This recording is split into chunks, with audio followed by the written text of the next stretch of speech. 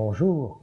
Aujourd'hui, on va méditer l'Évangile de Saint Jean, dans le chapitre 14, les versets 21 à 26. Alléluia, Alléluia, Alléluia, Alléluia. Gloire à toi, ô Seigneur.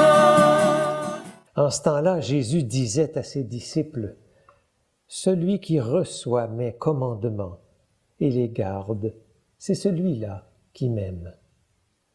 Et celui qui m'aime sera aimé de mon Père.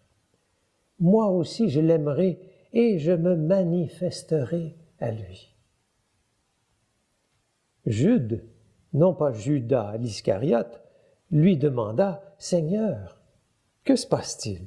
Est-ce à nous que tu vas te manifester et non pas au monde? » Jésus lui répondit, « Si quelqu'un m'aime, il gardera ma parole. Mon Père l'aimera, nous viendrons vers lui, et chez lui, nous nous ferons une demeure. Celui qui ne m'aime pas ne garde pas mes paroles. Or, la parole que vous entendez n'est pas de moi, elle est du Père qui m'a envoyé. Je vous parle ainsi tant que je demeure avec vous, mais le Défenseur, l'Esprit Saint, que le Père enverra en mon nom, lui vous enseignera tout, et il vous fera souvenir de tout ce que je vous ai dit. Alléluia, Alléluia, Alléluia, Alléluia. Gloire à toi, ô Seigneur. Le contexte de la parole qu'on vient d'entendre de Jésus, c'est le dernier repas de Jésus avec ses disciples. Et Jésus vient de laver les pieds de ses disciples. Judas, après s'être fait laver les pieds, va partir pour livrer Jésus aux autorités juives. Et donc, le moment est dramatique. Et Jésus annonce à ses disciples, « Je vais partir, je pars vers le Père. » Et donc, les disciples sont pleins de questions à entendre ces paroles de Jésus. Ils ne comprennent pas, ils sont dans l'angoisse. Et donc, Jésus veut leur donner des paroles pour les aider à vivre un passage difficile. Il a d'abord demandé qu'ils croient, que leur cœur ne se bouleverse pas. Et maintenant, dans l'Évangile qu'on vient d'entendre, Jésus dit, « Celui qui reçoit mes commandements et les garde, c'est celui-là qui m'aime. » Alors c'est un peu étonnant, dans un moment dramatique comme celui-là, Jésus rappelle ses commandements. Alors, parfois le commandement, ça donne un peu l'impression d'un ordre, un commandement. Ça renvoie un peu à la loi. Et donc, ce n'est plus Jésus qui dit à ses disciples, « Vous n'êtes pas mes serviteurs, vous êtes mes amis. » Ici, au contraire, on dirait que Jésus reprend son rôle de maître et les disciples vont ressentir le leur, celui de ceux qui sont les disciples du maître. Et Jésus leur donne un commandement.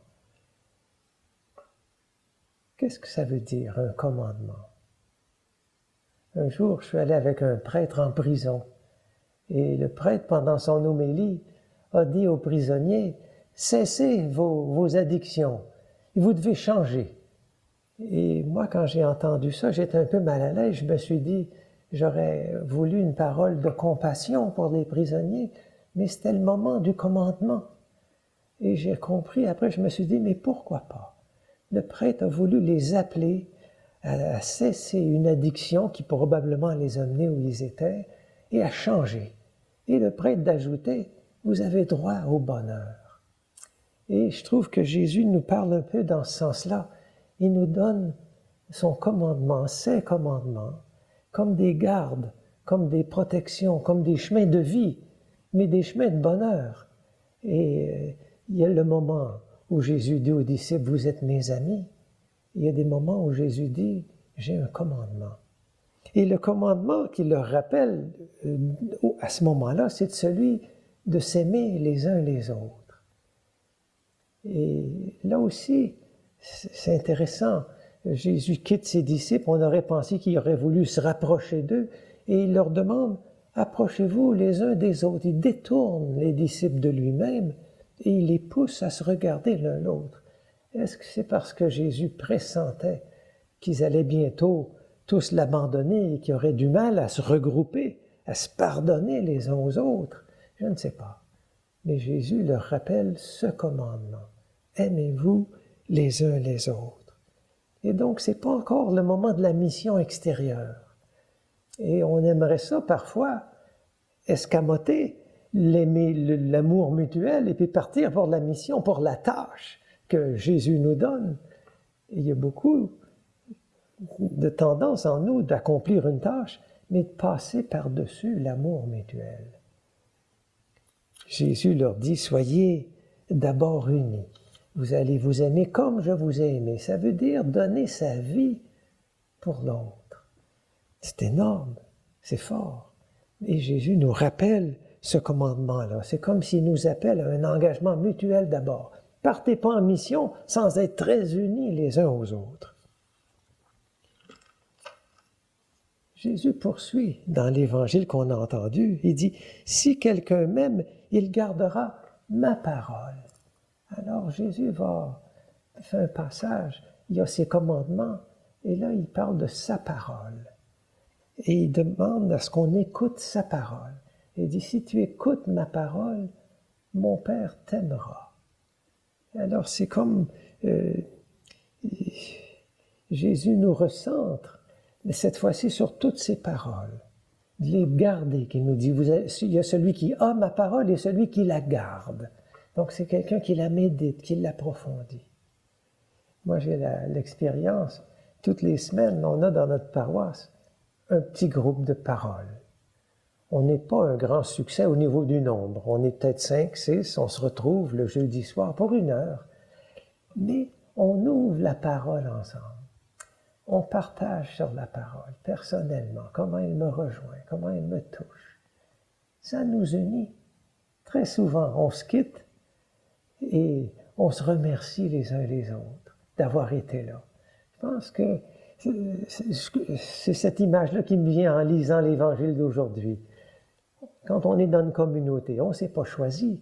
Il faut faire une sorte d'engagement les uns par rapport aux autres, et grandir dans cette union les uns aux autres, et d'ouvrir la parole ensemble nous unit.